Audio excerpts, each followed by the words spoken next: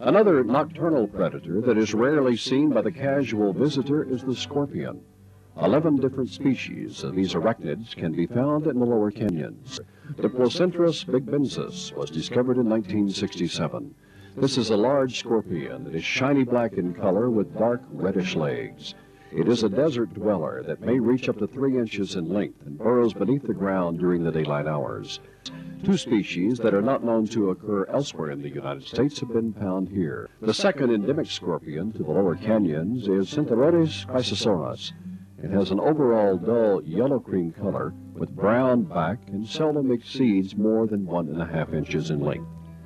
Primarily, scorpions live under stones and other debris. All scorpions are poisonous.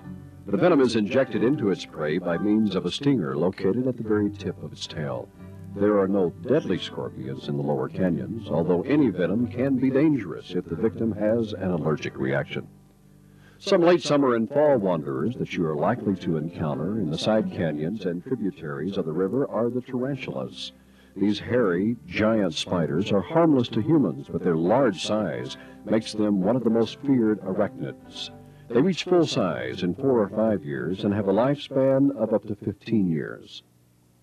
The Atlantic drainage of the Rio Grande covers an area of approximately 765,000 square miles.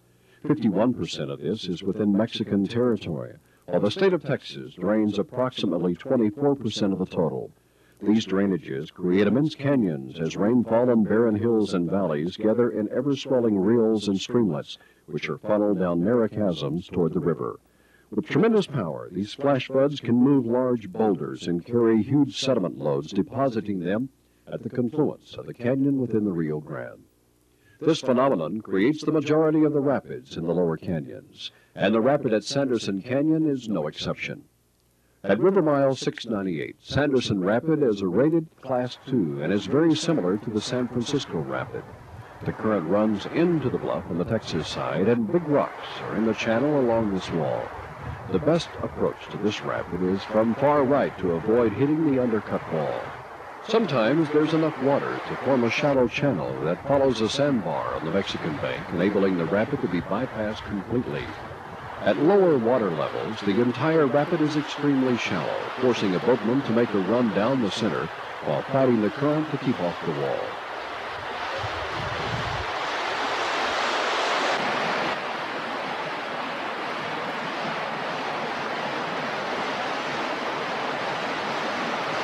Sanderson Canyon is a very large drainage area extending through the town of Sanderson, Texas, and beyond.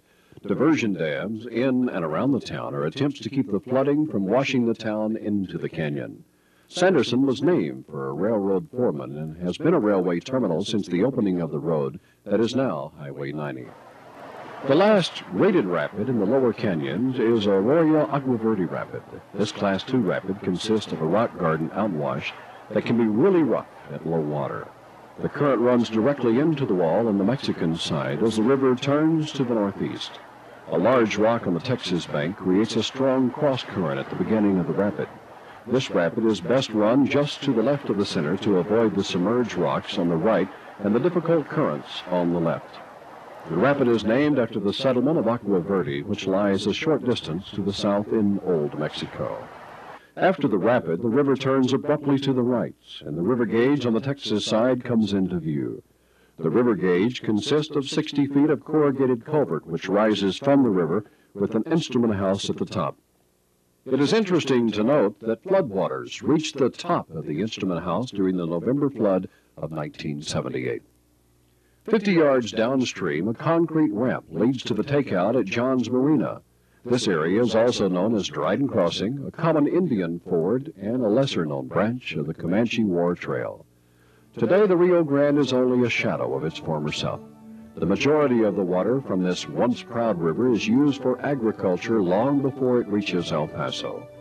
It is the Rio Conchos, flowing out of the highlands of Mexico, that regenerates the river as it passes through the Big Bend country.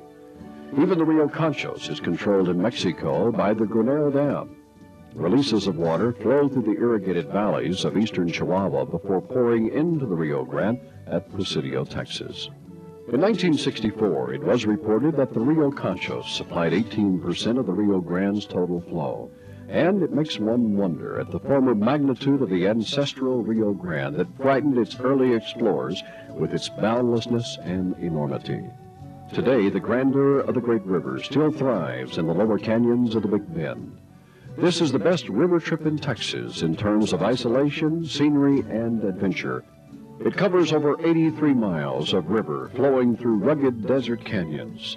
The entire trip can easily be made without seeing another human.